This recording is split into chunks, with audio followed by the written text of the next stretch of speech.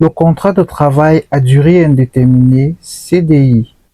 Le contrat de travail à durée indéterminée est un contrat dont la durée n'est pas fixée à l'avance et qui se caractérise par une faculté de résiliation unilatérale et réciproque sous réserve d'un délai de préavis donné par la partie qui prend l'initiative de la rupture,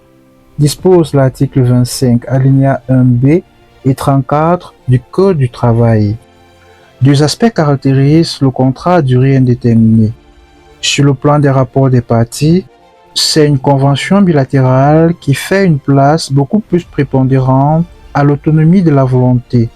Sur le plan des conditions d'exécution du travail, ces critères distinctifs demeurent la permanence de l'emploi, la subordination à un seul et même employeur, l'appartenance continue à une seule entreprise. Au terme des dispositions de l'article 36 alinéa 1 du Code du travail, toute rupture du contrat à durée déterminée sans préavis ou sans que le délai de préavis ait été intégralement observé emporte obligation pour la partie responsable de verser à l'autre partie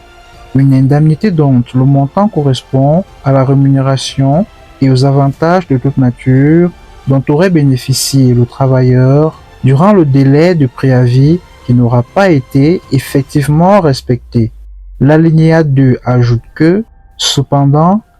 la rupture de contrat peut intervenir sans préavis en cas de faute lourde sous réserve de l'appréciation de la juridiction compétente en ce qui concerne la gravité de la faute. La période de préavis doit être observée par la partie qui prend l'initiative de la rupture, l'employeur ou le salarié.